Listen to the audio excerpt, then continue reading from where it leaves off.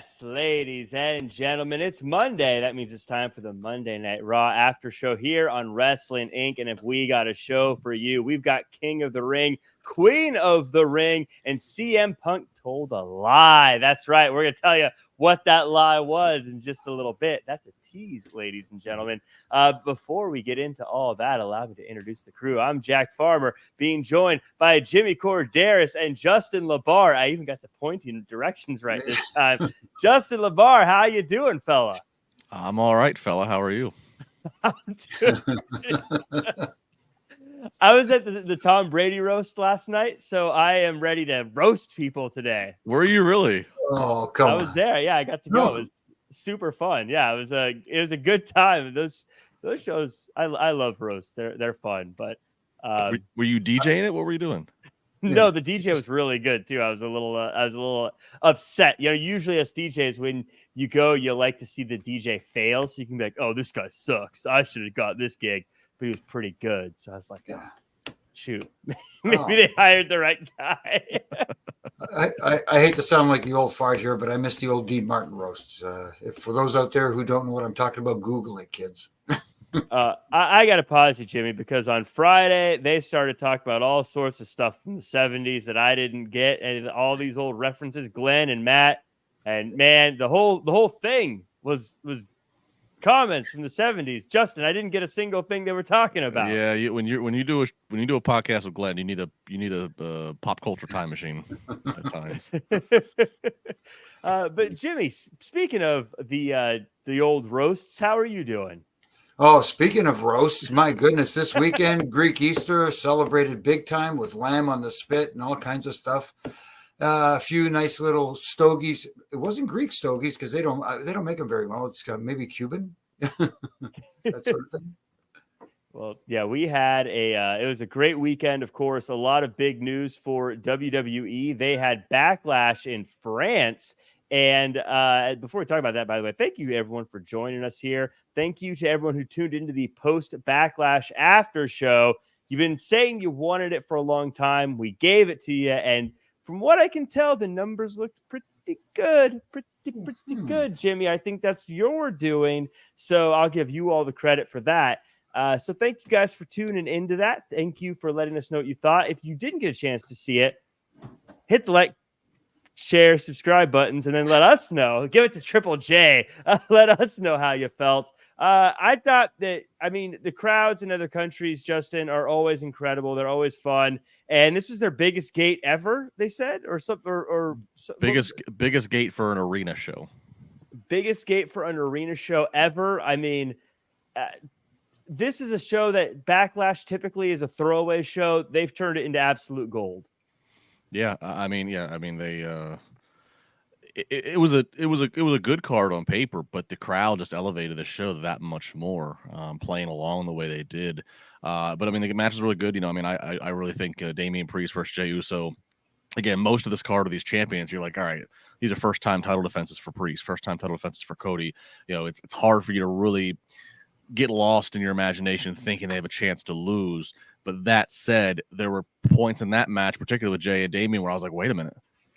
Maybe Priest is a transitional champion. Maybe Priest just cashing the Money in the Bank just so that added heat to the whole Punk Drew thing. Maybe because Rhea's hurt. Maybe Drew and the Judgment Day, they're going in a different direction. So credit to those two, specifically that match. But the entire show was a lot of fun. And I'll tell you what, tight 6 match card, over before dinner time here in the Eastern time zone. Let them all be that way. Put them all in France. Residency for the French. Let's go. Yeah, Jimmy, this was I love Justin made a good point. These tight cards, just keep them nice and tight. Everything is supposed to be where it is. You watch them, they're fun. But again, it shows the power of a crowd and how a show that otherwise might be something you just kind of throw away, when the crowd is into it like that, it's hard not to get into it the way the crowd is. No, you're absolutely right. And I've been privileged to be in front of a lot of great crowds in my time with the WWE. And that crowd on Saturday, I don't recall ever hearing such a crowd that's for a sustained amount of time that it was. It wasn't like people talk about the moment at WrestleMania 18 between Rock and Hogan, which was insane. They almost blew the roof off the Sky Dome. I will call it the Sky Dome. I'm not going to call it by that name it goes by now. It's always going to be the Sky Dome to me. Mm-hmm. But ask anybody who was there. It was insane. And then I've been to other countries where you got very similar responses and very loud responses. You lose it kind of in open air stadiums because the sound kind of travels up. So you lose that. But inside an enclosed, it sounded like 80,000 people inside that building on Saturday. And like you said, it does make everything feel that much more special when you hear a crowd like that. It elevates not only the adrenaline level in the talent and builds them up, and they start to perform. And we saw it on Saturday. Everybody that's involved in the show, everybody from the commentary, from Michael Cole to Corey Graves, everybody felt that fever, and it was running through. I got goosebumps just watching the show, and like I said, I'm happily retired, sitting back in my chair watching it from home. But when I watched on Saturday, I said, "Boy, that was one time I wish I was actually there." Yeah, when Michael Cole's Apple Watch is going off with safety alerts saying that it's too loud in this building, take precaution. That's going to tell you something. It wasn't just his. Apparently, everybody had an iPhone was going on. I mean, that just speaks volumes right there. And really quickly on your point, Justin, about the match with Damian Priest and Jey Uso, those false finishes that really got people. Hats off to Dan, the referee, for that one, because it really means a lot to have a referee who his cadence and his count don't give it away.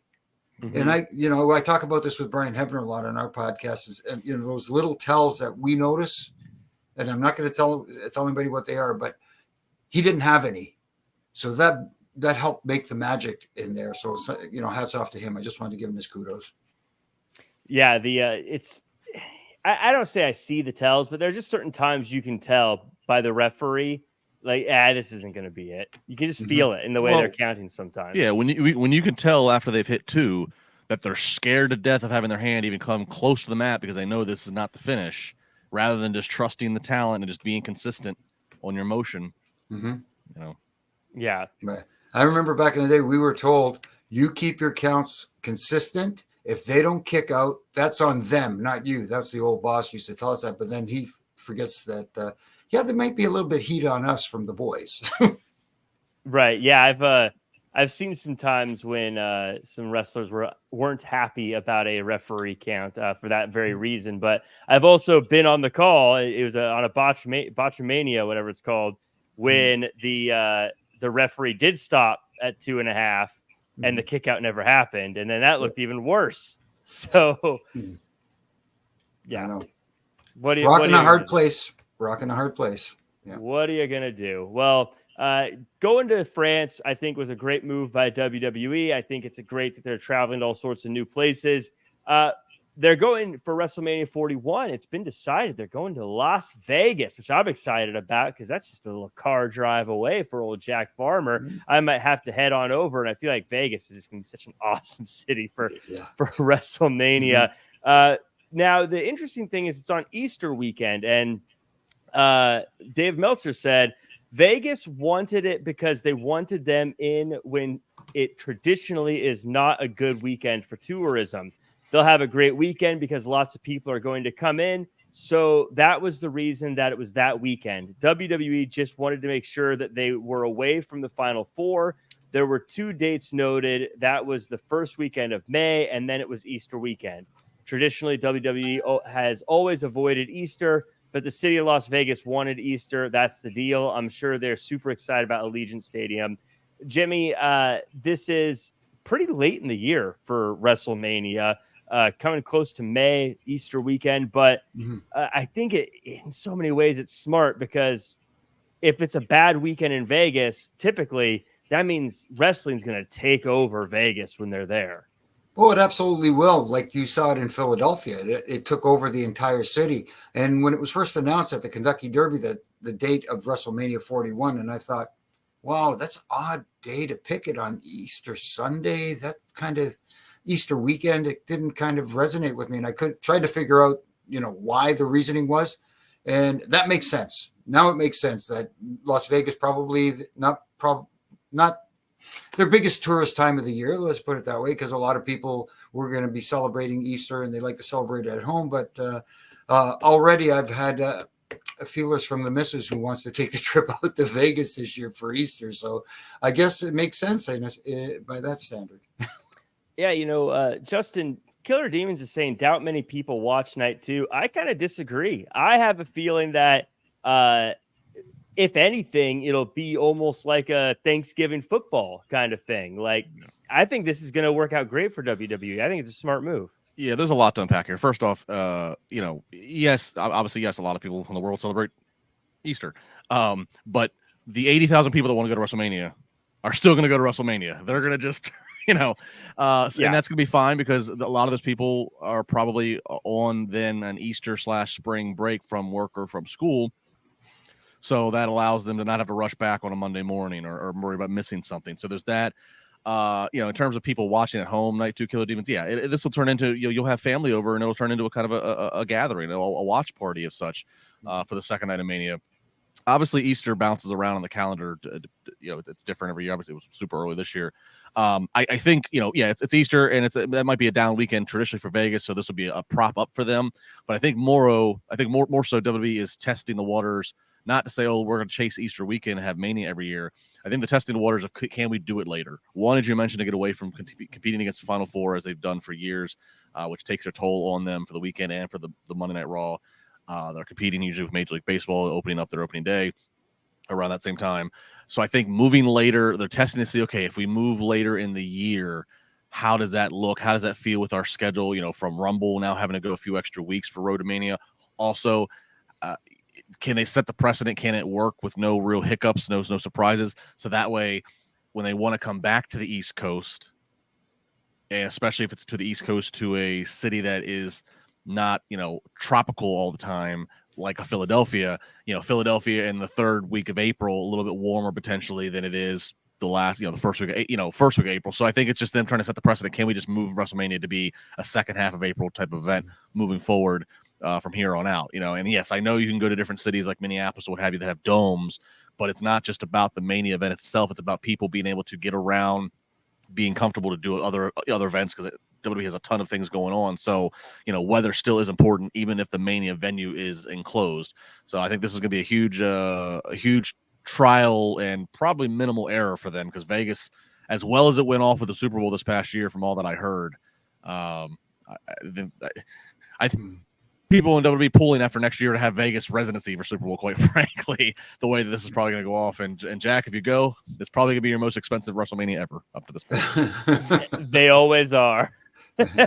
Everyone I've done seems to be more expensive, but and real quick to piggyback off of what Justin just said, yes, it is tough and if you're in somewhere like Minneapolis where it might be cooler to get around for fans, but there's also a lot of other stuff, others outside of WrestleMania that piggyback off of that, other events like WrestleCons and that sort of thing.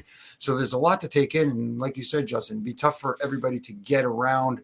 Maybe if it's a little cooler, maybe less likely for people to want to, be outdoors to get around. But in Vegas, so I'm sure the weather will be nice and be a perfect spot for everybody to kind of take it all in. Well, it's a dry heat in Vegas, so it's fine. I think that city's going to be so cool because you're right, Jimmy. I think with all the other shows that are going to be happening there, but all the different places they can do the different shows, and that city's built for having a bunch of stuff happening all at once that people can go and do. And again, when you see how it takes over something like a Philadelphia or a place like LA, I can only imagine how it's going to look when WWE WrestleMania is in Vegas, and the Sphere will probably have a bunch of WWE stuff flashing up on it and things everywhere. It's going to be super cool. I'm super pumped for it. I'll find a way to get there somehow. I always say, maybe not next year. Then I'm like, I'm going to go next year. I still hold Vegas as a special place for me because we had a day off one day and John D'Amico, one of the production guys, a good friend of mine, he scored some tickets to George Carlin. And we got to see him live, and that really was nice. Special memories. We have some contract news, and this time it's about Kevin Owens. Apparently, he says that his contract is set to expire in early 2025. Went on to also say he has no intention of leaving, and that there's a lot of folks that are important to him, not just the ones we see in front of the camera, but on the other side as well.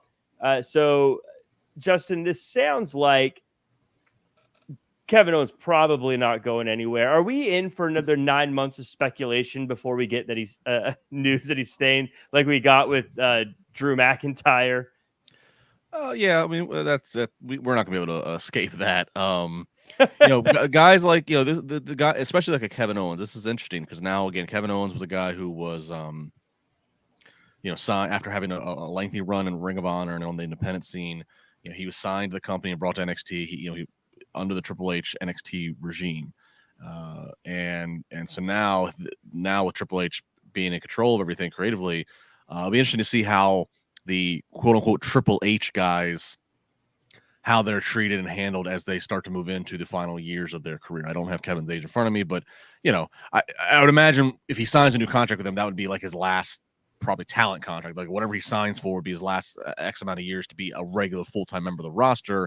And then who knows what happens after that in terms of, legend, performance center trainer. I don't know. I don't know what his goals are, but it'll be interesting to see how he's handled. Cause I mean, like we're seeing Drew McIntyre re-signed, and I believe, the belief is Seth Rollins is re-signed, and Becky, so we're seeing, big players sign for multiple years, but obviously, you can only have so many of them as you then are trying to, usher in the next era of talent. So I'll just be curious to see how, if anything looks different than how it's been in past years with talent and contracts under the previous regime. So, but yeah, I mean, Kevin, it's amazing. It's been a decade.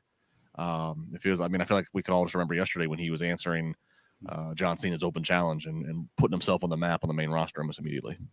Yeah, Kevin Owens is one of those guys that makes me feel old when I start realizing how old he is, because I still think of him as like one of the new guys. But Jimmy Tutcraft, interesting comment here, says, I don't expect much controversy with KO. He's Canadian. How do you feel about that statement? What kind of controversy do Canadians cause? He says, I don't. He says he doesn't expect much controversy. He's saying you guys are peaceful people. Well, for the most part, until you get under somebody's skin a little bit too much. But I can see Kevin Owens. Go ahead, Jess. What? Well, I was just going to say until their hockey team loses in Game 7, haven't won anything in over 50 years when there's only 6 teams in the league. Oh my goodness! But you had to bring that up. Now I was having a good time talking about earlier that have to throw the jab. Here's the worst part. You talk about false finishes. If I'm going to get off wrestling for a minute. What a false finish that was in Game 7 of the Leaf game against the Bruins, where the Leafs scored late in the game, made it 1-0 in a scoreless game, and everybody went, "Oh, is this a year that it's finally going to happen?" There's the rug pulled out. So that's the best torturing y'all. Just torturing y'all. Yeah, overhaul coming. Anyways, what's surprising to me is I just had to Google it, the old Google machine. Kevin Owens is 39, so it's not really that. He's got some time left, depending on how his body holds out, because he has put his body through a lot of stuff, as we saw on Saturday too, in that street fight with Solo and Tamatonga. So the other thing I find interesting is the way he's saying that he's not going anywhere. I think is a big symbol on how the culture is in WWE right now, especially the backstage culture, and how Triple H has created a different atmosphere, has changed that backstage setting where people want to be there. Whereas before, people felt kind of on edge being back there, wondering, is this the day where somebody's going to call me, where I get that magic phone call? I'm sorry, creative has nothing for you, or something like that. But with Triple H, it looks like people are more confident in his abilities to find something that you can turn into your own and see if it makes it work. You know what I mean? I'm trying to find the right words here, but for you to develop yourself and bring the best of yourself out. And if something stumbles along the way, like we saw with Baron Corbin, you can go down to NXT, reinvent yourself. Whereas before, guys had to go away. We saw Cody do it. We saw Drew McIntyre do it. Now they have their own system. Go down to NXT, work with the young talent down there. You can help them out as well as helping yourself out. So I think that environment is completely changed, and Kevin Owens is happy being there right now. Well, I'd also imagine at this point in his career, like he knows what he's got with WWE, and he's doing pretty well. I know sometimes us wrestling fans, we are like, if you're not the world champion, you're not being used very well, or you're not being taken care of. But in the grand scheme of things, Kevin Owens is doing pretty darn good with what he gets. And so unless there's a ton of money on the table somewhere else, or unless there's something that is just really fascinating, I feel like it'd be really tough. And this isn't a shot to anybody. This is just the reality. It'd be tough to think he'd want to leave just for the sake of leaving. You know what I mean, Justin? Oh yeah. I mean, AEW is the only other place in North America that could afford to pay him what he's making now or more. But you know, I mean, what would he want to do? Like, unless he feels like I got a whole bunch of more matches in me, and I see potential over there, and I'm not going to get it here. I think kind of like what Jimmy's saying.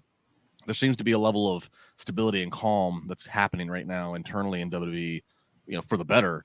And so if that remains, and if he can negotiate, hey, look, you know, because I know we've seen pictures of his son. His son looks like he's becoming a teenager. Like if he can negotiate, hey, I want to be off the road a little bit more, but I still want to be a player, I still want to be a contributor, and can work out, you know, if he can work something out, I don't see how or he could justify not being there, you know. Yeah. Real quick, also in the chat, Tutgraph had mentioned as far as the drama coming up, says, I was thinking about both Jimmy and Drake being Canadians. Jimmy, whose side are you on, Drake or Kendrick? I'm just curious. Oh, gotta go with Drake. I'm so glad you had an answer. I didn't know if you were up to date on all the hip hop beef that's been going on over the weekend. But what are you talking about? Jimmy was listening to he's been listening to these diss tracks all weekend long while he's been roasting the lamb. He's are you kidding me? Yeah, man. Let us know in the chat. Are you team Drake or team Kendrick? I don't know, but just for fun. We got a contract that came to an end recently. Gable Steveson was released, Olympic gold medalist, one of the first, maybe the first, Justin, I can't remember if he was the first or one of the first NIL signings. They built him up like he was going to be a pretty big deal. Doesn't seem to have worked out, though. I think he was the first NIL.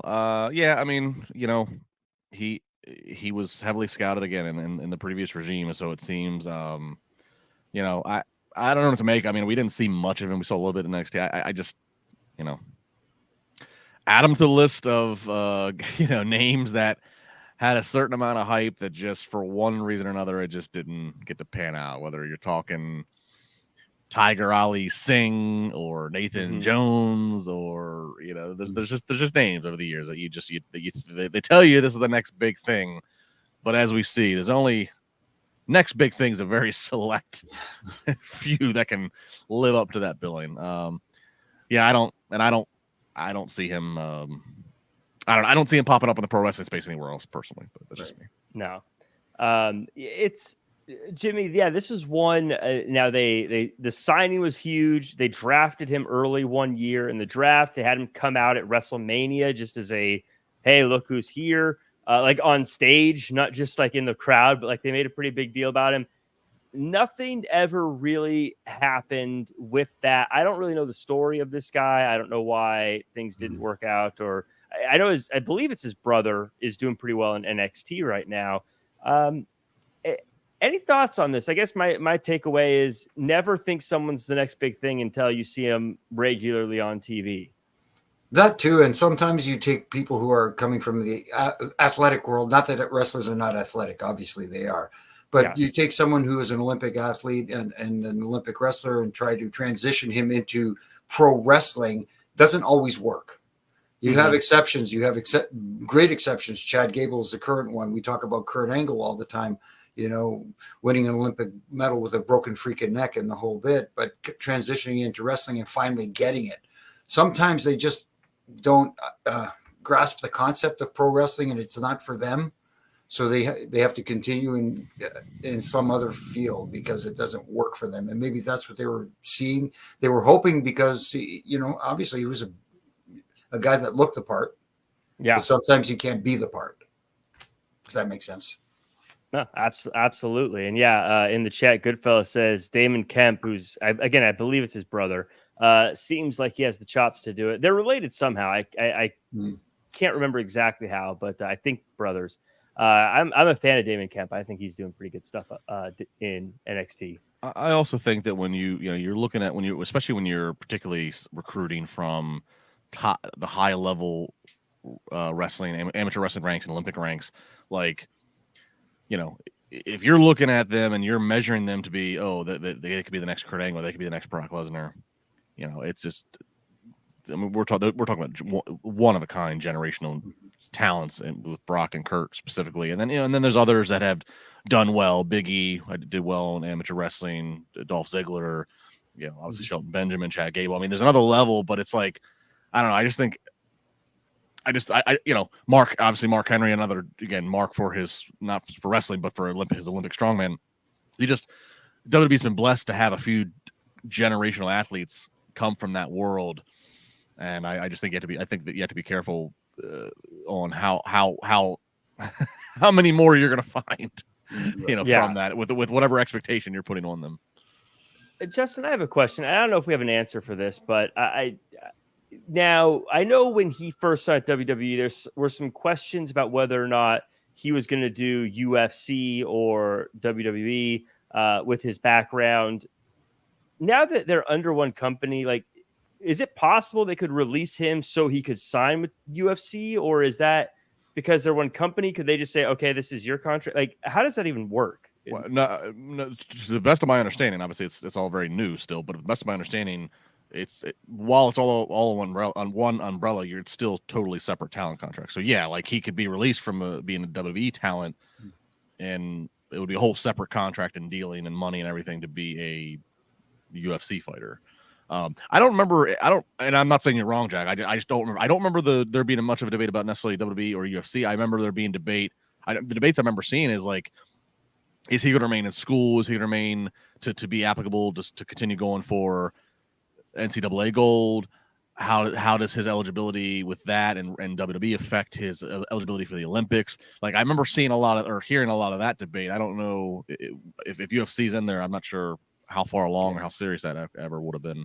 Maybe that's what I'm thinking of, is like Olympic stuff as opposed to UFC stuff. I just know there was some like, will he do this or will he do something else? Yeah, I know his eligibility, whether he was going to stay to do his senior year in college at one point was a thing. And then, like, I think WWE like set up WWE rings up in Minnesota for him so he could like train on his downtime and whatever.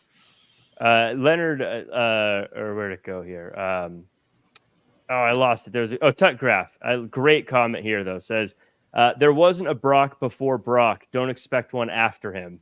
I think it's a great way to look at it, because a lot of people say the next Brock, but you're right. There wasn't a Brock before Brock. So that's like saying, and no offense to my buddy Paul White, that when Big Show was around, here's the next Andre the Giant. There was only one Andre the Giant. There'll never be another.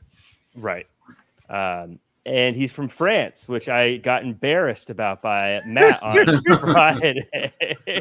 That was the brightest spot of my day when I discovered that clip on Twitter. Because I didn't see the show live. And when I'm watching that, I'm like, oh my God, please tell me Jack kicks out and it comes to his senses for this.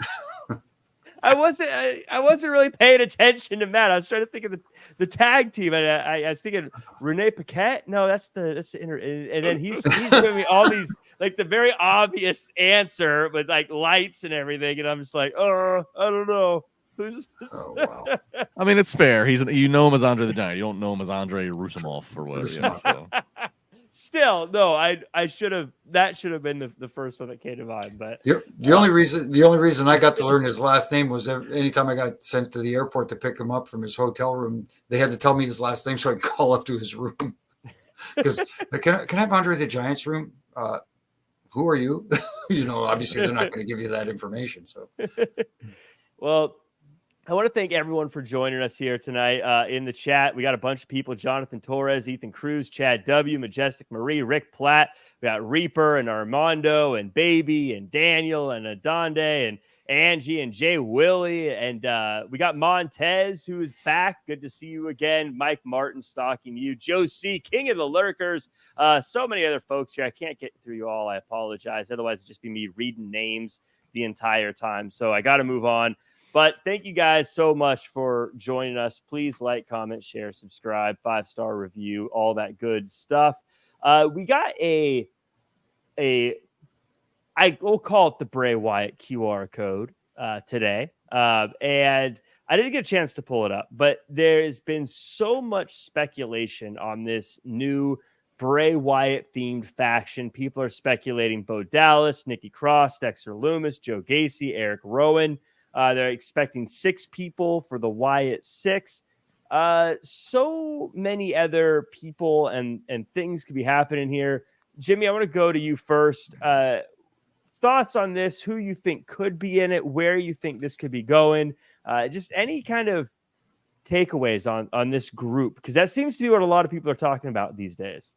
Yeah, it's very interesting, and a lot of the names being thrown out there are very possible participants in this group, if there is a 6-member group here. And one name that I find interesting that's not on there that I'm kind of curious that I would like to possibly see on there because of his work at NXT returning is a Shawn Spears.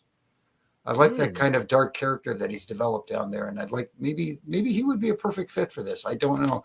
I kind of have to see it, but again, moving forward, it's going to be interesting to see where they go with this, because obviously it's going to be tricky, I think, to pay the proper respect and homage to the Bray Wyatt character in the same vein. You don't want to, and hopefully, like we've said before, just please don't call it the Uncle Howdy character. Whatever, find a name that suits it a lot better. Blue Chew thinks R-Truth should be in the group, but no, he's too funny. Justin, I look at this and this all sounds great on paper, but I always worry when us fans start to book ourselves into a corner where we're expecting something that was never promised. And a lot of these names, sure, it looks like they can work together, but there's been nothing that makes me think Nikki Cross is a part of this group or Dexter Lumis is a part of this group. Do you think that maybe us fans are getting ahead of ourselves here? We could be. I think the bottom line is we know something is coming. Right. I think at the very least we know Bo Dallas as Uncle Howdy or some character is coming, and I feel pretty good to say that Eric Rowan probably too. At the very least, something's coming. Whether we get a whole full 6-person faction, we'll see. Mm-hmm. This is a creative tightrope to walk because you're paying respect to an unbelievable talent who was lost suddenly and way too young. So naturally, the crowd is going to give a little extra leeway. That's going to give a little extra time if it needs to be. If it doesn't bat 1,000 right out the gate, there'll be a little bit of patience out of respect from the fans. I believe that. But it's like, at what point is like, do you judge and say, okay, this is a hit, this is working, and at what point do you have to like say, all right, this is not working, and like you don't want to be faced with this. Okay, it's not working. We need to pivot or audible, but we don't want it to come off as like disrespectful to Bray's legacy that we're giving up on this. Like that's a real thing. The other real component to this.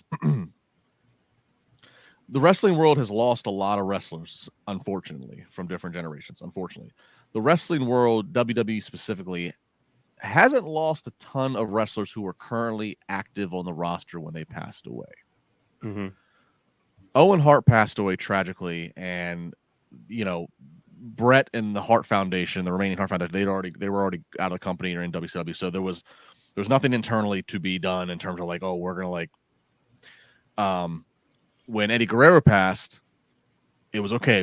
Ray got to immediately pick up the tribute, but guess what? Rey Mysterio was already going to be a lifelong babyface anyways. Still is.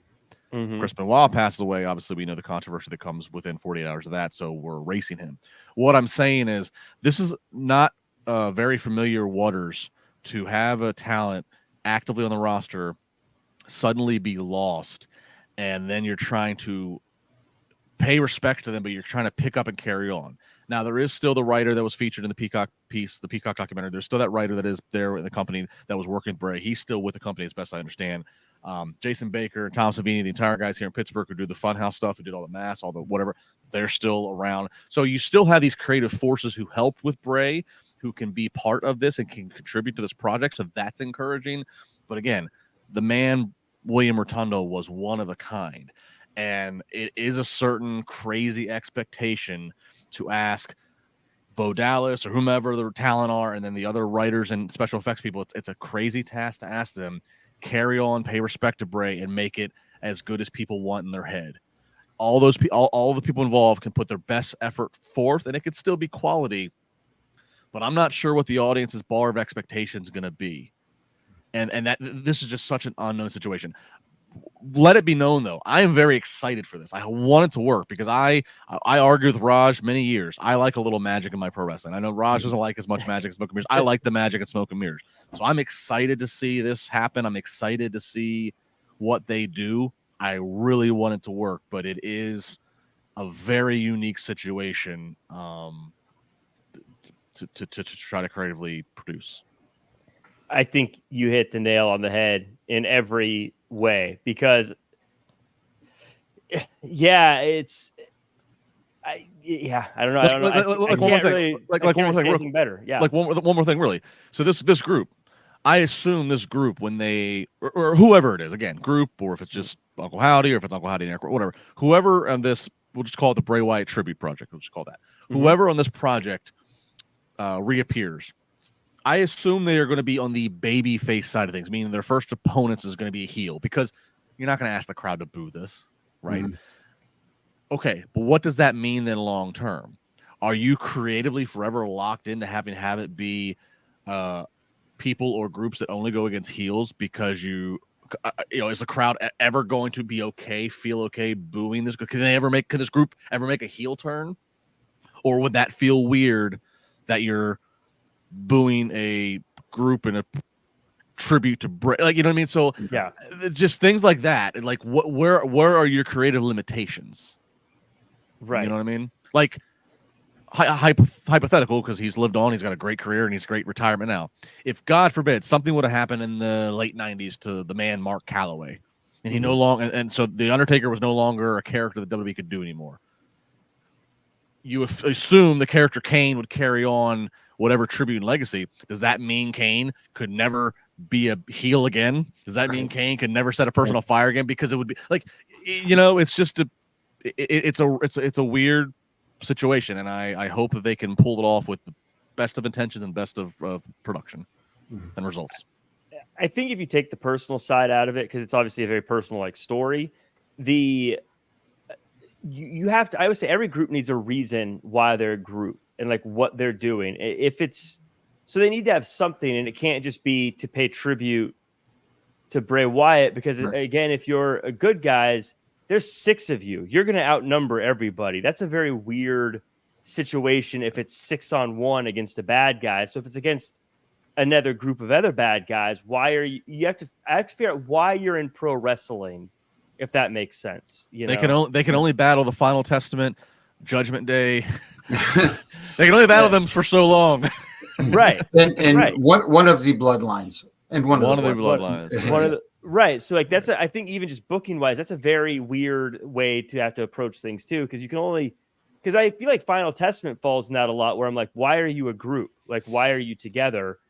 Even though I like the people, it's just I don't get why you're a group. I think Wyatt 6, if that's what we're going to call them, Bray Wyatt group here, I need to know why they're a group. If it's just because we remember Bray Wyatt, that's kind of a weird thing. Yeah. And then at one point, if they ever lose, I'm gonna be like, how could you have the guys who are trying to pay tribute lose? That, I don't know, it's a weird well and also if it is some of these names that are rumored, again, Bo Dallas is the automatic that makes sense. If assuming he's under a mask, he's a Howdy or something.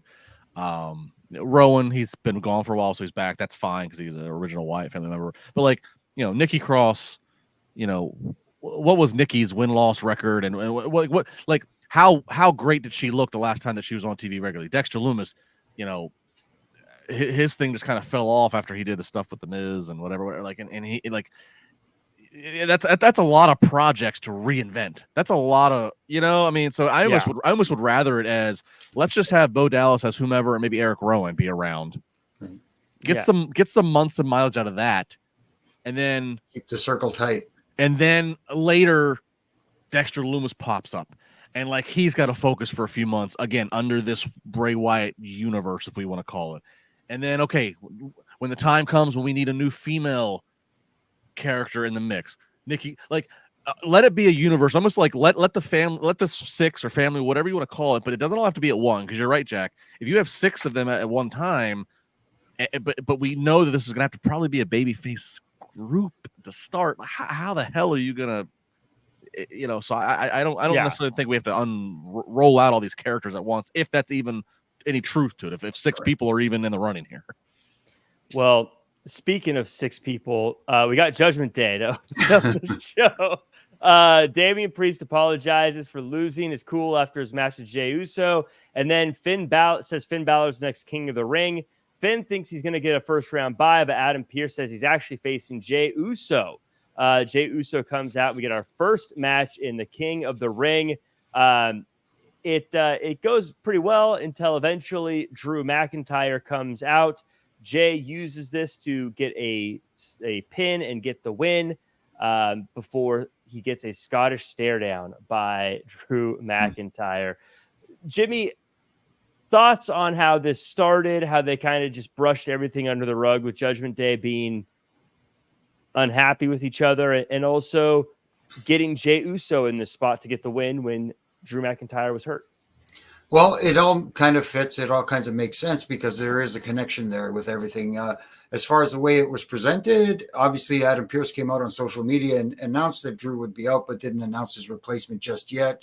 I think the news broke just before Raw went on the air who the replacement was going to be. Spoiler alert. But they went ahead and did it as if no one knew, but that's fine.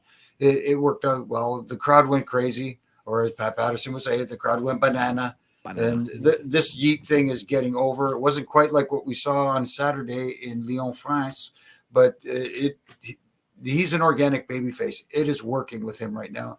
And this is something where you can obviously he lost his opportunity against Damian Priest on Saturday, but to get that momentum back and have him have a big win in this tournament going into King of the Ring and make him a legitimate threat as someone who could possibly become King of the Ring or Yeet of the Ring. King Yeet? Does that work or something like that?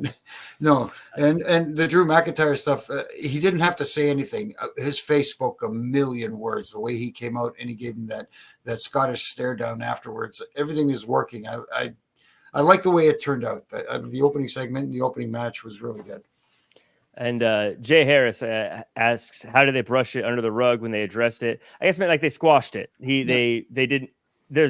You think they have. You think they have. You think they right. have. Well, that's what I meant. Like the scenario was we're sweeping it under the rug. Is what I got from Saturday and tonight with Priest and Judgment Day is that WWE Creative finally might have a date circled on the calendar of when they plan to have the true Judgment Day implosion. I do think we are starting to get the early teases that when Judgment Day breaks, that Priest is going to go off and Priest is going to be on the babyface side of things. Mm-hmm. That's kind of what I'm feeling. To there, it makes sense that they wait to then have Drew McIntyre be not medically clear. They wait until after Backlash to say that, and then have Jay be inserted, because obviously it would make no sense to prior to Backlash, prior to Jay's title match, to insert Jay into the King of the Ring, because it's like, well, what happens if he wins the title? You don't want to take away that mystery. That being said, Jey Uso's over, super over, like we're over. I get it, so I understand. And he was kind of like screwed out of beating Priest because they had to deal with Finn, they had to deal with JD. So I guess that's the justification is, okay, he gets a match against Finn here in the tournament because he kind of got screwed out of his title match.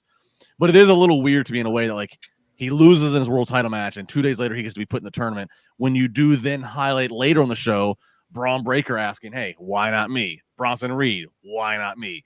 So I do take a little bit of umbrage with that logic. Yeah, what I like, I agree with that. But what I do like about it is it does tell that great story of everyone who Drew McIntyre hates, and he really hates Jey Uso as well, seems to be getting all the stuff that he wants. So I let it slide. But you do make a good point that why did the guy who just lost get a shot at the King of the Ring? And your justification trumps my complaint because that's what it's the story's the bigger picture. Right. What's gonna aggravate Drew even more? What about me? What about me? Right. So and that's what it is, and I get it. But I felt it'd be fair because I would have called AEW out on the same thing. So I felt it'd be fair to say from a win-loss standpoint, it's a little crooked, right? Mike, you said you're hearing a clicking. How do you know which one of us is clicking? I'm very curious. My hands are empty, Mike. I mean, I'm not clicking. I'm not clicking either, but I'm just curious because you always said Jimmy. I'm just curious why you always thought it was Jimmy in the past. Because on your end, it's coming through the speakers. So how can you tell? But I'm not hearing it. we move on to hand check. We also have. Hold on, let me check. Audrey, are you clicking a pen? No, she hasn't got a pen either. Not even the remote. She's not even. I'm gonna start clicking a pin just to mess with Mike. Hey, Mike, I don't know what you're talking about, man. So Ricochet and Ilya Dragunov also had a matchup in the King of the Ring. They both have promos beforehand. It's a "this is awesome" level matchup. Dragunov gets busted open, still gets the big win, and he's going to go to round 2 to face Jey Uso. Jimmy, this was a good look at Ilya Dragunov on the main roster. What did you think about this one? I really enjoyed this match. I thought it was a really good match for Ilya Dragunov to get his big win on a big platform coming off that pay-per-view Sunday. You know, the audience was hopefully going to be bigger on TV, get more eyes on him and get him more familiar with a bigger audience. And I thought they did a great job of doing that. Ricochet was somebody I thought was on his way up. Hopefully this isn't a setback for him. And it's just like a pause, a little stoplight or a stop sign before he goes forward. But I'm afraid him trying to get his momentum back. I mean, he looked really good in the match and he's starting to get it. Like he's a high flyer. He does a lot of those great moves that a lot of other guys can't do, but he was placing them properly. I'll give you an example really quick. When Ilya was on the outside, he did the dive through the ropes the first time. Dragunov didn't go down. And then he walked around the ring. He did it the other side. And again, he propped himself up on the barricades this time to keep himself from going down. And then when he worked his way over to the ramp side, that's when Ricochet did the flip swanton over the top rope to land on him. He built to that moment as opposed to before, you know, instead of doing all this crazy stuff, he's learned to put pieces in place and stuff that gets the crowd amped up with every one that he does. So little things like that. And of course, Dragunov looked really good. The finish looked really awesome. And it worked. And hopefully not too many people kick out of it going forward and establish that as this is one you can't kick out of. So, yeah, Justin, this was, I think, a lot of people's first real look at Ilya Dragunov, at least at a match with stakes on the main roster. How do you think he did? I mean, obviously, we know Ricochet. Dragunov's kind of the new guy, and he is the new guy. And a lot of people have said he might be the guy to win King of the Ring. Do you think that he did well? I do. I like the video package they gave just before the match to introduce him to people who aren't familiar with him. I thought this was a great, Ricochet's been trending up, but look, if the match goes beyond 3 minutes, it's out of Ricochet's wheelhouse here. He's the speed champion, 3 minutes or under. But no, it was a good match. Jimmy made a great point of Ricochet, the way he kind of built with his high flying arsenal. That finish of the tight shot of Dragunov in the corner, revving up. He's got blood dripping down from his forehead to his nose, and then delivers that flying forearm shot right into the side of Ricochet's jaw.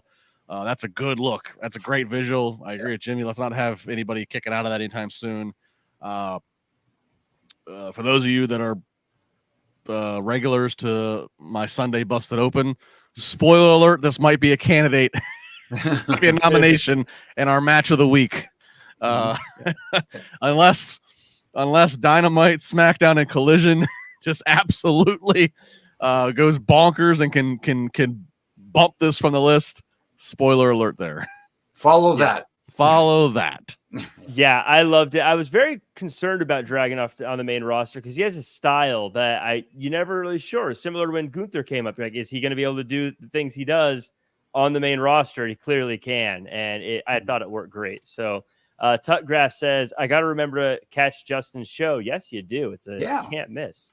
9 a.m. to noon every Sunday. You can listen to it live, listen to it on the SiriusXM app, or there's a 40-minute condensed version of a podcast version. Sit back on a Sunday, sip your coffee. It's fun. And then we have CM Punk shows up, and he comes out and he says that he's upset with Jay and, Drew said he was upset with Jay before he left.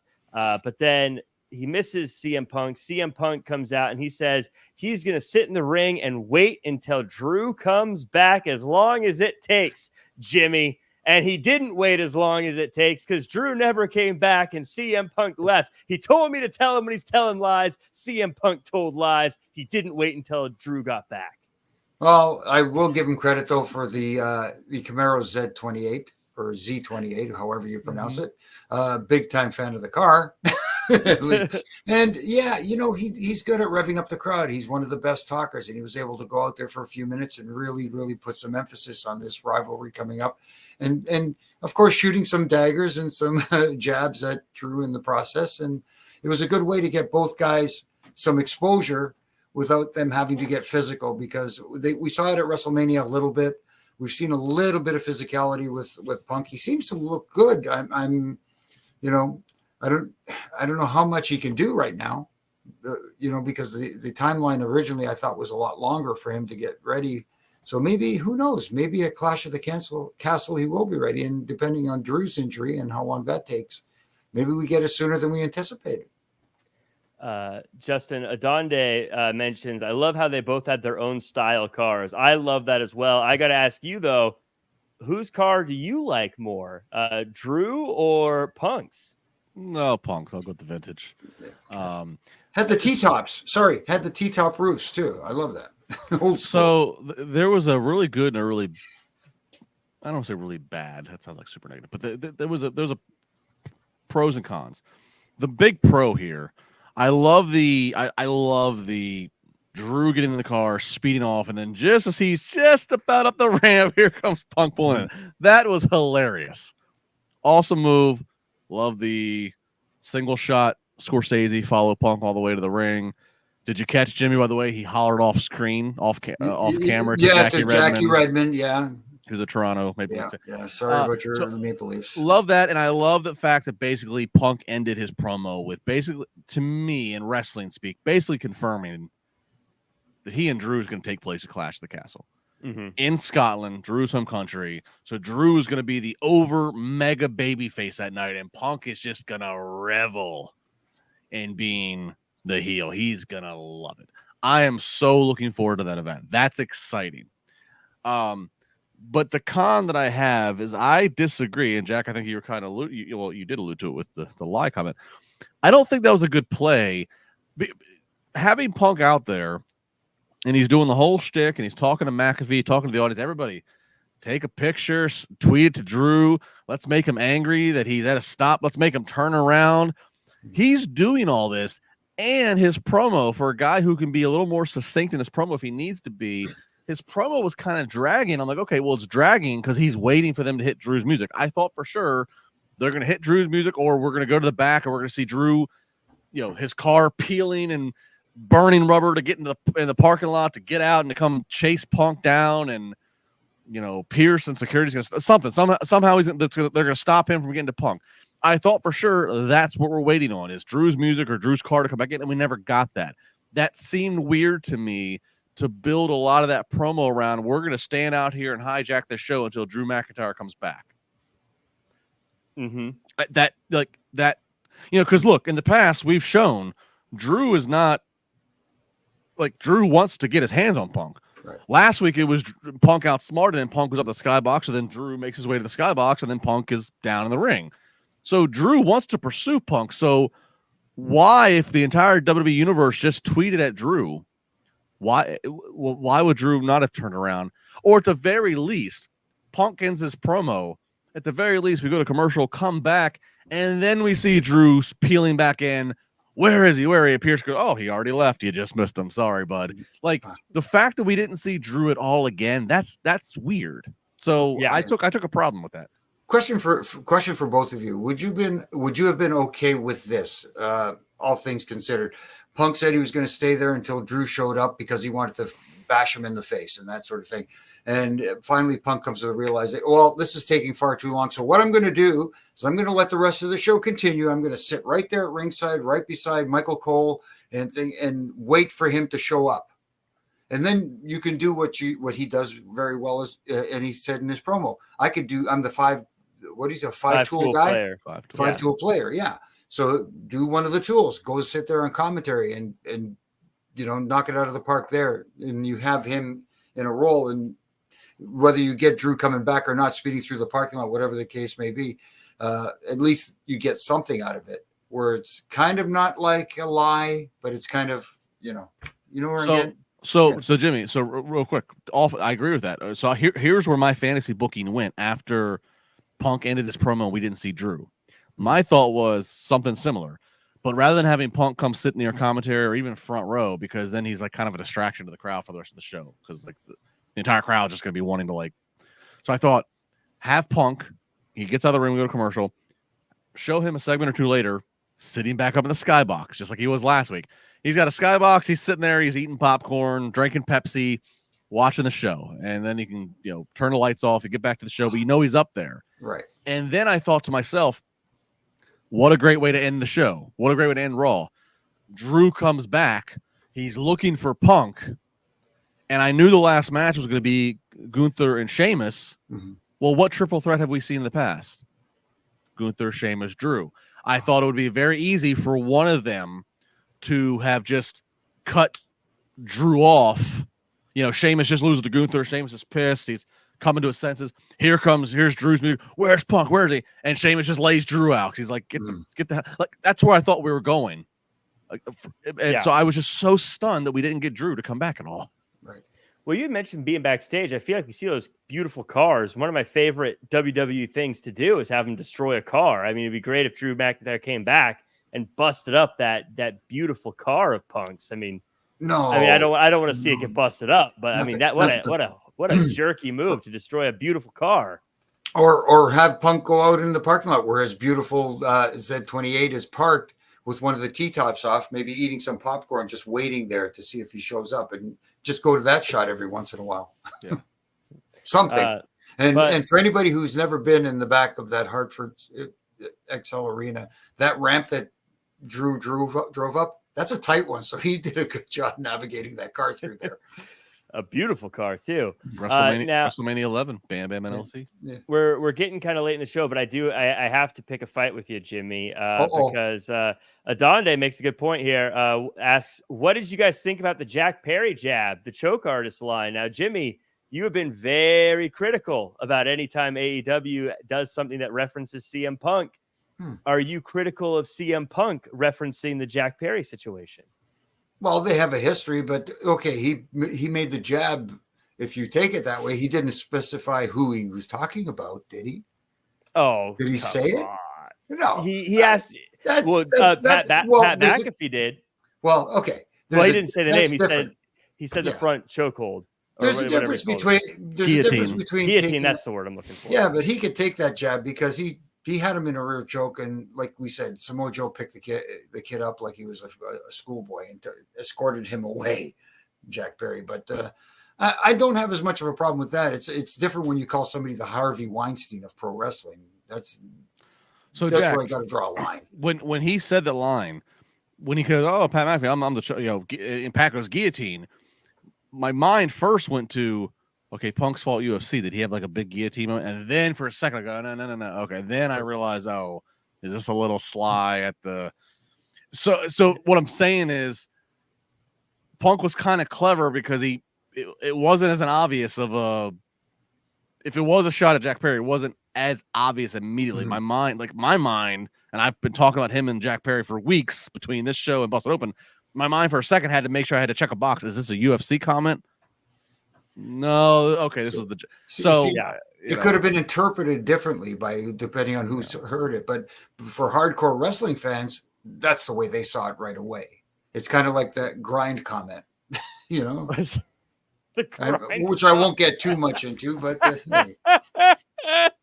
That's just a great way to phrase it. Manish saying I'm on the AEW payroll. No, we argue about it every Wednesday, so I had to bring it up. Jimmy with the Greek grind. The Greek grind, and yeah, there was a lot of it yesterday. Whoa, what are you saying? No, we're talking about the food. We're talking about the food. Oh, I think that's what you're talking about.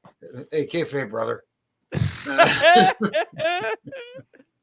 In any case. So Jack, wait a minute. So you're getting checks from Jacksonville. I'm getting them from Stanford. Where are you getting your checks from, Justin? Oh, I ride both sides of the fence. I go both ways. Oh, you're cashing 2 checks. I love it. I'm hardcore, brother. There you go. Look, I'll take checks from whoever wants to send them. I'm for sale. Just send me the money. Must be the money. Gunther and Sheamus, they have a matchup in our main event. Goes back and forth. Kaiser eventually gets a shot on Sheamus's knee before he gets ejected. Match continues for some time before Gunther uses the half crab to make Sheamus tap out, and Gunther moves forward in King of the Ring. Justin, I love this matchup. I just wish they would have hit each other a little harder. What about you? Oh, these soft sissy Marys. Sissy Marys. I'm gonna text Sheamus right now and say, "Where are your balls at, fella?" No, this is. I mean, good God. I mean, this is exactly what I expected. It's yeah. It was a great match. It was a great main event. I mean, I think I immediately assume Gunther is going deep on his side of the bracket. I know we don't know the other side of the bracket. I mean, but this was a lot of fun. This is a great, I would say this I don't expect this Raw to do great numbers. If anything, I expect maybe it to do the same as last week, maybe a little bit less. And I say that only because you're doing 2 tournaments simultaneously, a men's tournament and a women's tournament. That's a lot of wrestling, and sometimes stories can get lost, characters can get lost, even though they try to debut some new characters on Raw. But that's a lot more in-ring action. It's a lot more advertised in-ring action, and they slash 2 matches and move them to live events. It's a lot more than Raw would normally do. And so I wouldn't be surprised if they see a little down in numbers, because that's a harder thing to keep people's attention with all these matches. That said, they're committed to this tournament, and they picked a hell of a match for the main event with these 2, no doubt. Yeah, Jimmy, this was, all jokes aside, these guys beat the tar out of each other. This was everything that I think we wanted it to be. Gunther gets to win. I don't think that was the most shocking thing, but I do think it's pretty shocking that Sheamus actually tapped out as opposed to some other type of, passing out or something. But Sheamus tapped, which is no small feat. That's a big deal. No, it's no small feat. Exactly. And that's what people weren't expecting. You don't expect the babyface to tap. We've seen it 2 weeks in a row now. We've seen Xavier Woods tap, and now we've seen Sheamus tap, but there was something that preceded it. We had the Ludwig coming out and interfering and causing the knee injury to Sheamus, and Sheamus did a great job of selling that knee throughout the match after that spot happened, and that was a story that they told. And it made perfect sense for him to tap out, especially after being in that hold for so long and doing that much damage to the knee. I was perfectly fine with it because it made sense. Yes, your heroes are supposed to be almost like Superman, but even Superman has a kryptonite, and eventually he comes to a point where even Superman has to tap. You know what I mean? Mm-hmm. But eventually he'll come back, and there were times in the match where you thought, oh, you know what? Maybe this can go the other way. At least you had a little bit of a doubt. But I think people pretty much knew that Gunther is the guy going forward in WWE's eyes. And again, the little things that matter. What a slobber knocker, as JR used to say. My goodness. And that's those welts on Sheamus's body. That's the one where you apologize to the other guy before you go to the ring. Yeah. Sorry, dude, but, we're all good afterwards. Sheamus got his in because Gunther was bleeding. Gunther was bleeding inside of his mouth. So right. Oh, they liked it. They're in their wheelhouse when they do that stuff. Yeah. Yeah, they beat the tar out of each other, but we have a bunch of stuff to get through. So I'm going to kind of rush through a little bit here. Io Sky versus Natalya, round 1, Queen of the Ring. Io Sky gets the win. We also hear that Asuka is injured, so Dakota Kai will take her place in the King of the Ring tournament, or Queen of the Ring tournament. And in that match, where did my notes go for that? Oh, she faced Ladder Valkyria. I had it all here together. She got the win over, or Ladder Valkyria got the win over her, and Ladder Valkyria moves on in that tournament. So 2 matches there, Jimmy. Io Sky beats Natalya, and Ladder Valkyria beats Dakota Kai. That tournament is also shaping up to be a tightly contested one. Yeah, you can go a lot of different directions with this one, and people are guessing now who's it going to be, who's it going to be. There are a lot of good choices here. Natalya and Io Sky had a hell of a match. I thought Natalya is just unbelievable. She's so good, and she's good at making stars as well. And that's I guess that's going to be her role going forward, is the one that you can count on, almost like how the WWE used Dolph Ziggler before his departure. He was the guy that was going to help elevate other talent, and it looks like that's going to be Natalya's role right now. Unfortunately, one last run. I like the fact that they kind of referenced that tomorrow is going to be would have been Owen Hart's birthday, or is Owen Hart's birthday, and it would have been a nice tribute to her. And maybe you could see a little change in Natalya. I wouldn't mind seeing something different, like a more edgy, more. Does she turn heel? Would that be an interesting way to go? Where she feels like, all these young upstarts are taking advantage of me. I'm the veteran. I built this division, something along those lines, and maybe take it in that direction. But as far as the Queen of the Ring goes, a lot of good options here. I'm looking at the list here. A lot of good options. Yeah, Justin, one of my takeaways was Lyra Valkyria, still new to the main roster, getting a "Let's Go Lyra" chant in the middle of her match. I think is a pretty good sign of where she's going. No, it's a good sign. The match wasn't the tightest, but it is what it is. So I'll hang on and wait for more. But that is a good sign. And to the Nat, I really thought, nothing against Io Sky, but Natty has just been. I mean, she's like one of the longest tenured full time wrestlers. And she's been there. She does all the media. She's done all the things. She's put over this girl, that girl, this girl that's come through the system. And she posted on social media ahead of tonight a picture of her father, Jim the Anvil, crowning Owen at it would have been the 94 King of the Ring in Baltimore. I thought for sure, okay, we're at least going to give Natty a little bit of a run here and let her be at least maybe get her deep into this. And so I am disappointed. I'm a huge fan of Natty. Maybe to Jimmy's point, maybe a heel turn, something. She's in such great shape, and she's a freaking heart. Like, I don't understand why we don't do a little bit more with her. Yeah, I'd love to see her do a lot more, but I also feel like I can't imagine her being a heel. I feel like if she was a heel, I would just be like, I'd only boo her because I like her, which isn't, you know what I mean? Like, it'd be supportive boos. I get that. Wish she get some wins. Can you imagine some of those training vignettes in the dungeon? Yeah, she goes back to the dungeon, and I don't know. Just a thought, something different for her, because she I think has earned. Anyways, that's a great question, Jimmy. You as the Canadian on the panel, is the Hart family household where the dungeon is it still? Because obviously Stu and Helen have since passed. Does Brett own it? Is that house still under the Hart family name? I assume it is, right? I would hope so. I'm not sure. 100%. Who's living there? That's Keith. I'm not being funny. I'm genuinely asking. Like, is the dungeon in that house still erect? I wonder if they're still training people. Like, I don't know if Bruce Hart's still training. No, they're not training. I'm pretty sure they're not training anybody. But I just wonder. Like, I assume that house has been kept in the family. That right? Like, yeah, I hope so. I really hope so. Some grandkid is living there. Somebody is. How crazy would it be if someone just bought it and like their kid uses it as like a playroom now? it's the most popular Airbnb in Alberta. I can. I bet they would do very well if they rented it out as an Airbnb. Put some screens up and make the dungeon into a video game room. So we also had Zoe Stark beat Ivy Nile as well in her match. She also goes to the second round of the Queen of the Ring tournament.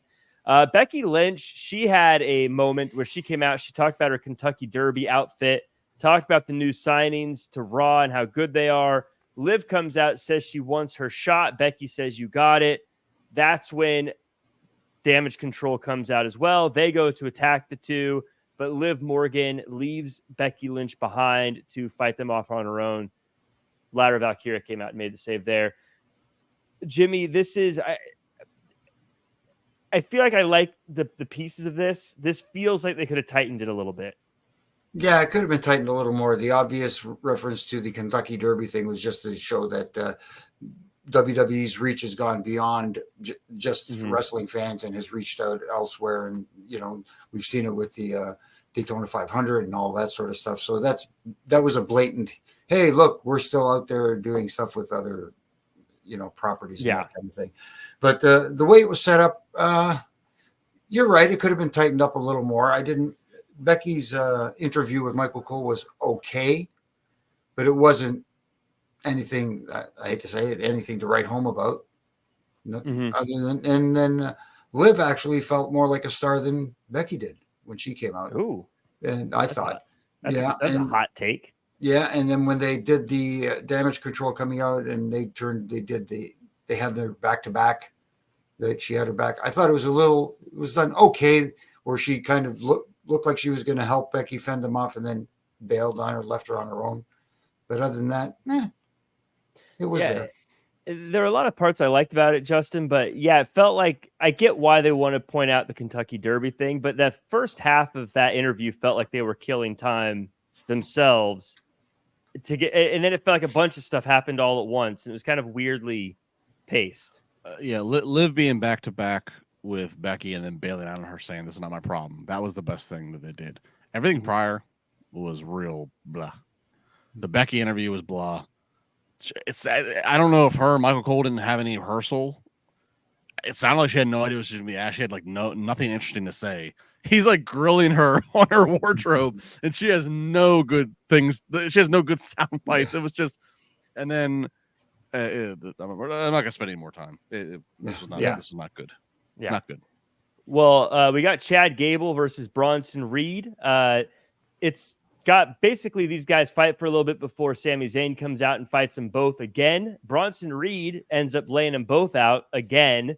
Walks back to Adam Pearce, says, I want the title. You know what to do. Sami Zayn later says, let's make it a triple threat. Justin, speaking of, this feels like this was a very tight segment where they basically said, start the match, get the interference, make the match, bing, bang, boom. Yeah, I mean, these are the players right now at the top of the IC title scene, so it makes sense. I expect Sammy to retain it. I don't expect Sammy to drop it right now. But yeah, this is fine. This is all logical in terms of the kind of roundup. But they're all three of them are kind of just chasing each other right now, so this makes sense.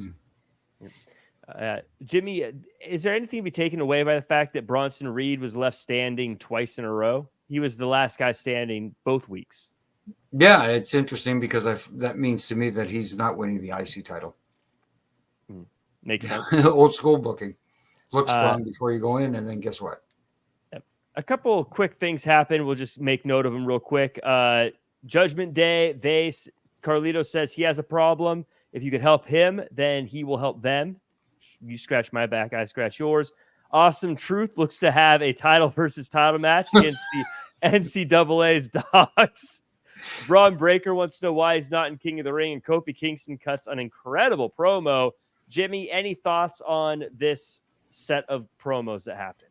Well, the Kofi Kingston one was the best one of them all, that's for sure. I like the Braun Breaker asking why he wasn't, inserted into the King of the Ring tournament. That makes sense for him if he's going to be the big star. Welcome to the big brand, or whatever he said to Adam Pearce's comment to him. And speaking of Adam Pearce, how he didn't break down laughing with R-Truth in that segment with Coach Hurley, I don't know. Well, it was a pre-tape. He probably did the previous takes, so they had to get right. Okay, cut. Let's do it again. And Judgment, what does he call it? Gazoo-sized head? He calls JD Michael Cole. Is A Funko Pop. Funko Pop. Yeah. What was it? The other day was a Klingon-sized head or something like that. Anyways. I call him Lord Farquaad. If you ever watched the first Shrek movie, he looks like Lord Farquaad. That is a good one. This giant, like, square head on this body that doesn't add up. And the way he was sitting on that couch, it didn't help him, didn't flatter him at all. No, just accentuated the giganticism of his head. Justin, any thoughts on these? I thought that Kofi Kingston promo, it's almost a shame. It was so good, but it felt very buried under a lot of other stuff. Yeah, it was a lot of match tonight. It was a good promo. It's crazy. You got Big E, who's obviously we don't know if he's ever going to wrestle again. Woods is out. It's Kofi's the most got the most bumps on his counter. The longest veteran, and he's still standing. Good for him. I hope they film the match with he and Ray, and then the other, I think it's Baszler and Vega. I hope they film at the house shows. I hope they film them, and whether they just show clips on Raw next week, or they put them on to WWE's Twitter or WWE's YouTube or Peacock or something. Like, make a thing out of it. Don't let these matches just be buried of non-importance. Like, make a thing about them. Yeah. Nothing much more to add to that other than that. And well, let me ask you this. As we transition, as we wrap up the show, I want to talk a little bit about this King of the Ring and kind of get everyone's thoughts. Everyone in the chat and everyone watching, I'd love for you to put in the comments your thoughts on the King of the Ring and the Queen of the Ring. Justin, you mentioned that there's going to be some of these matches on house shows. Do you like that they're doing these on house shows? But also, we look at the people left in the men's tournament: Jey Uso, Kofi Kingston, Rey Mysterio, Dragonov, Gunther, Carmelo Hayes, LA Knight, Santos Escobar, and then some other names not yet announced. And then the women's is Zoe Stark, Shayna Baszler, Zelina Vega, Lyra Valkyria, Io Sky, and then those yet to be named as well. Thoughts on all of this? Free reign, King of the Ring, Queen of the Ring. What are your thoughts? I'm fine with them taking a few matches and putting them into live events, especially if those matches in the live events with those participants are probably not going to be the participants that make it all the way to the finals. But it at least takes a match that has some gravity, has some stakes. Excuse me. And maybe it elevates and sells a few extra 100 tickets to that live event. Again, film it so we can at least see a few clips. But I'm fine with that, especially because I saw on social media there were some people that were mad of like, oh wow, you cut these two matches, and I got this CM Punk promo, or I got this pick something else that was unrelated to the King of the Ring tournament. It's like, well, especially with the Punk promo, it's like, all right, look, Punk and Drew is probably what's going to headline and draw the gate for a PLE here in June in Scotland. So I understand if they wanted to devote 10 minutes of TV time to that versus these two King of the Ring or Queen of the Ring matches that are, so I'm fine with it. Again, just don't be throwaway. Film them, do something, whatever. In terms of King of the Ring and Queen of the Ring in general, we don't even know the SmackDown side of the bracket, so I'm not even going to try to make a prediction, but I'll say this. On the men's side, I absolutely think that we're going to see Gunther and Dragonov come into contact with each other. I think that's going to be the match that's going to decide who goes to the finals representing the Raw side of the bracket. I don't know who's on the SmackDown because that's why I don't know who they're going to present there. So we'll see. Tune in Friday, right? Women's side, I could see them putting Lyra Valkyrie and giving her a push here to kind of establish her up and coming. So I could see her making it to the finals on the Raw side. I don't know the SmackDown side of the bracket, but I absolutely think how could you have a Queen of the Ring right now with it not being Tiffy time? I think the fact that they did not pin her in the triple threat at Backlash, that tells you what you need to know. There's a protection to her for a reason, and she's over for a reason. She's doing her job. I think she's definitely involved in the finals for the Queen of the Ring. Tough to argue that, Jimmy. Any thoughts you'd like to add? No, it's tough. Like you said, it is really tough to add to that because, like you said, without knowing the SmackDown side of the brackets, the interesting one that comes to mind, though, is LA Knight. Because there's another guy on the babyface side who's really, really over, and it's going to be difficult to remove him from the tournament in some form or fashion before getting to Gunther, because Gunther looks like he's primed for Yeah. at least to be in the finals of that tournament, minimum. And I agree with Justin. I think it is time. It is Tiffy time. Yeah, I think this is Tiffy. I was about to say this is Tiffy Time's tournament to lose, but Tiffany Stratton's, I think hers Queen of the Ring, I think is just perfect cinema for, her coming out with the royal look and just being obnoxious. And she's doing such a good job. I think she has to be the favorite for the men's King of the Ring. I do look at SmackDown. I think, man, you could add Randy Orton, you could add AJ Styles, you could add Kevin Owens, you could add a lot of different folks there that could really shake things up. So that's way too hard to pick now who's going to win that one. But I think it's great. Question for you, but does someone like a Randy Orton need it? I think he could again be in the running, but not. He doesn't need to win it. That's for sure. But he could be a great matchup along the way. Yes. Though, oh, absolutely, absolutely. So especially if him and Kevin Owens run into each other and that friendship is put to the test, that could be interesting to see. I agree with Justin too about the house show matches. I'd love to see Rey Mysterio, Kofi Kingston. I wish that would be on TV, but also the promos are so important. Even though we may make fun of them a little bit or say some dragged or whatever weren't as tight as possible, the promos are the important part. It's something Rick Rubin loves pro wrestling, and he had this great quote where he said, if you watch pro wrestling, you'll notice they take their commercials during the matches because the promos are what are important. So if you have to choose, you put the promo on TV. It'd be interesting if they do tape those matches, Justin, to see not make it as overproduced, not make it look like TV, make it look a little grainy, make it look like almost like someone there filming it from the audience or something along those lines. Yeah. I mean, if they film the Kofi versus Ray match, I'm not expecting Rico and Stu and all the cameramen to be there. let it be one person just filming from ringside and make it feel very like just authentic, just somebody just capture raw footage. I want Rico and Stu to film it. I like their eye. Those guys deserve a day off there. No kidding. Those guys are awesome. They've been there forever because they know they're the best. Rico is a Pittsburgh guy. When he's not doing WWE, he finds himself. He's at Pirate games and Penguin games. I'm like, he's running camera. I'm like, dude, take a day off. Take a day off. Just go. Cruz with a great comment, by the way, says Chelsea Green should win all her matches by luck and win it all. That could be a fun little story to unplay there. Speaking of Stu the cameraman, it took me forever. When I first met him, I thought his name was Stewie. I didn't realize his first name was Thomas. It took a while. Well, I think that does it for us. This was a good episode. I want to thank everyone who joined us: Angela, Keith, Bernie, Fernando, Tuck, Beer, Money, Ethan Cruz, and Mike Martin. Everyone here, please like, comment, share, subscribe.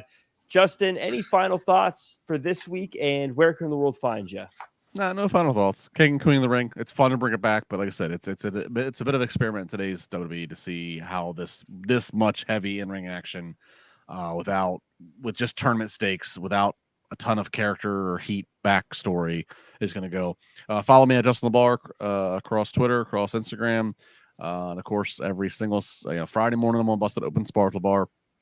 And then every Sunday I got the entire 3 hours to myself and Jonathan Hood at 9 a.m. to noon Eastern. Again, listen live on channel 156 on SiriusXM. Listen whenever you want on demand via the SiriusXM app, or again, get the free podcast. We had Court Bauer yesterday. We have a ton of things going on the show. It's always a very exciting time. And then of course every Monday night with you three, you two, and one day 24/7, right? Well, that's. LaGreca's got us all. We're aiming to this fall. We're threatening all of the walking, talking zombies at SiriusXM to make it happen by this fall. Well, everyone should definitely check it out. Always entertaining listening to you on Busted Open, Justin. Jimmy, you have a couple shows of your own. Any thoughts for this week, and where can the world find those? I thought tonight's Raw was okay. It was bookend, the beginning, the ending, and we had that Alien Dragonov match with Ricochet, which was really good. The stuff in the middle, it was okay for the most part, but there was stuff that really was could have been worked on. Like you said, could have been tightened up. But overall, it was okay with some really good matches thrown in. But as far as where you can find me, you're going to get sick of me this week on Wrestling Inc. because you got me tonight. You got me Wednesday after Dynamite, and this Thursday I'm pinch hitting, and I'll be in on the SmackDown show this Friday as well. You can catch me on the Roughing It Up podcast with my good brother in stripes, Brian Hebner and RJ. Last week we had Matt Camp on, had a really, really fun discussion with him. And this week we have one half of one of the greatest tag teams, if not the greatest tag teams of all time, WWE Hall of Famer, Devon. Get the tables. It's going to be a knockout. It's going to be a blast talking to Devon this week. And of course, my ref and rants on all my social media platforms from Monday to Friday. Just spitting it out there, just giving little critiques here and there, trying to tighten the screws, as we say, not to tear down, but hopefully to help. Yeah, I was gonna say when you said one half of the best tag teams, like who is it gonna be? Better be someone who really is, and absolutely, the Dudleys are one of. You could say they are the best of all time, in my humble opinion. Absolutely, always good stuff listening to you guys. But you can find me at Real Jack Farmer across all social media. I'll be on the AEW after show for Wrestling Inc. on Wednesday. For those of you who think I'm getting paid by Tony Khan, but yeah, obviously they don't listen to you on Wednesdays. Yes, yeah, yeah. I look. Well, listen Tony, to me, Tony anyway. Khan. Send the check, buddy. No, I'm going to be on doing commentary for Prestige Wrestling on May 16th.